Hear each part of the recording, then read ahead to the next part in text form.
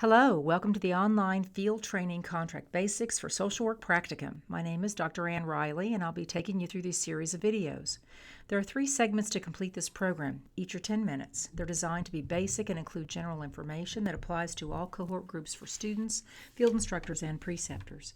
These videos will serve as a crucial and necessary foundation for you to be successful in your practicum, and particularly to design that learning contract. It's essential that you pay close attention as we will build on these principles later at contract training in person. These videos are designed to help meet you where you're at. So, if you've conducted practicum and or attended the contract training before, and you feel like you can breeze through the information, go right ahead, be my guest. However, if you're feeling lost or overwhelmed, pause the video, rewind it, and watch it as many times as you need to.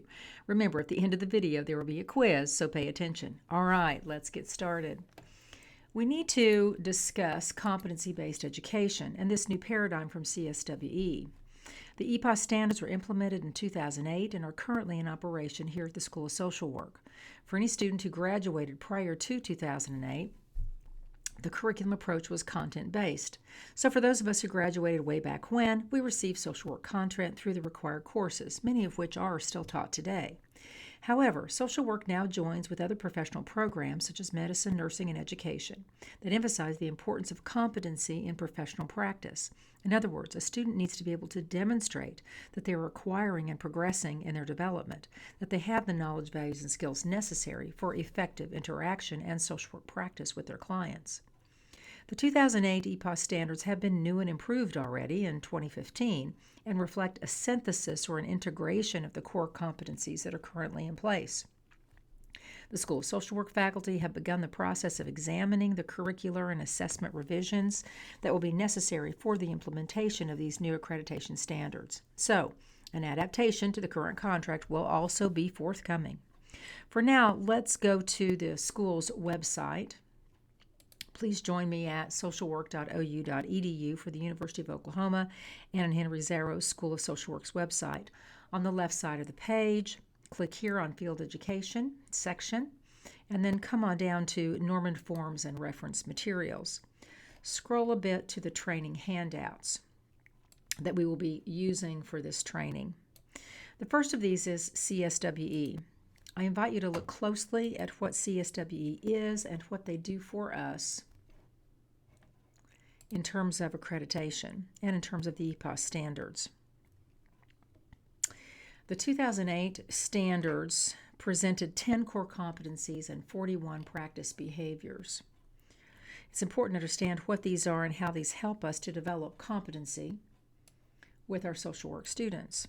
So for this first core competency, to identify as a professional social worker, the committee offers a general definition, but also a list of practice behaviors or tasks to further articulate the expectation. These practice behaviors operationalize the core competency in order to provide observable information for the purposes of skill development and the evaluation of progress. They answer the question, what will the student be doing? How will they demonstrate their achievement of this competence? They provide clarity for the student with regard to learning expectations and a key for the field instructor to evaluate the student's progress. Let's take a look at the competencies and the practice tasks for the School of Social Work.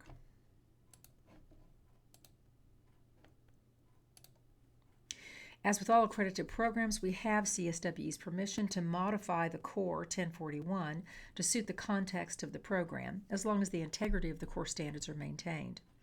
So, here back at the PowerPoint, we see that there are 13 competencies for the School of Social Work.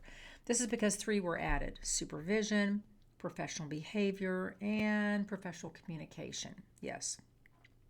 Each of these being critical and obvious skills to develop as a competent social work professional. So, from the effective use of supervision, we see professional behaviors expected, adaptability within the context of services, development of a social work identity, integration of values and ethics, celebration of diversity. Further, critical thinking skills, application of theory, a complex section on practice, the importance of communication as a social worker, using evidence-based research, the impact of social policy, and lastly, our core professional mission to enhance human rights and social and economic justice. Because each of these is critical in and of itself, The definition and practice tasks are important to understand, but what is also important to understand is that in real practice and the art of social work practice, the competencies are interrelated. So, for example, what a student learns while in supervision through the teaching-learning dynamic between student and field instructor has an impact on the development of each of these competencies as they practice with clients and as they apply classroom learning that is foundational to professional practice. Competencies, therefore, encompass the knowledge, values, and skills of social work practice. Each is a part of the richness of the whole, a part of the pie. As we examine each competency, we're pulling out a slice of the pie, but in reality and practice, we recognize the complexity of the art of our practice. Let's take a look at another handout. Here on the next slide, a handout, or here on the website, is a handout, 13 core competencies. So let's look at these a bit more specifically. Supervision is the first competency, and one of the practice tasks is provided here. That would be to actively seek out and utilize supervisory feedback to evaluate and improve practice. Consider this a specific behavior that the student is expected to engage in during supervision with their field instructor. As the student engages, discusses their work with clients, whether it be case management, treatment goals, or committee involvement in community planning, they should be currently evaluating their effectiveness as a social worker. All right, please read through these more thoroughly as well. And so here we have that handout. Next slide. Students are coming and they're excited. We love our students and we know that field instructors do too. Students are the hope and the future of our profession, the reason we are here. I just want to take this moment to say to field instructors, preceptors, and agencies, your contribution and service in this process, this signature pedagogy of ours, this method of teaching and training new social workers through field education with hands-on practice is so critical. We couldn't do it without you. Thank you for your role as co-educators with us. It's not just faculty who are involved in the educational efforts with students. We depend on the agencies and field instructors to allow students to work with their clients and to avail them of these professional development opportunities. We appreciate you. All right, roles and responsibilities. The Field Education Manual provides extensive policy information for practicum, including a description of each of the essential roles: students, field instructors, preceptors, and liaisons. Let's go back to the website's homepage to locate the link to the manual. Within Field Education, we have this link right here, Field Education Manual. The information for field instructors begins on page 66, and you'll notice that through the table of contents, all information is SMART linked. So if we go to Practicum Roles and Expectations for Field Instructors, it will take us directly to that section. Essentially, a field instructor is a degreed social worker who's providing the weekly required supervision for students in connection with the practicum site. They approve of weekly documentation, including hours, and evaluate students at the end of each of the course. A preceptor is considered to be a task supervisor who's not responsible for providing documentation, but whose observation of the students are important, as they're expected to consult with the field instructor regularly. A faculty liaison is assigned to each and every student to provide oversight and monitoring of their progress.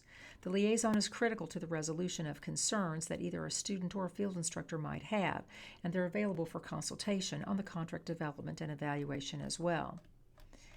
After the agency and field education coordinator, we see the role and expectations of students. Students are ultimately responsible for their own learning. They should complete all documentation and meet all deadlines, which demonstrates both professional behavior and professional communication. Students, be sure to read through these expectations and discuss your role with your field instructor. As a critical participant in the field education process, it's important that everyone understand these roles. Please thoroughly review the information and familiarize yourself.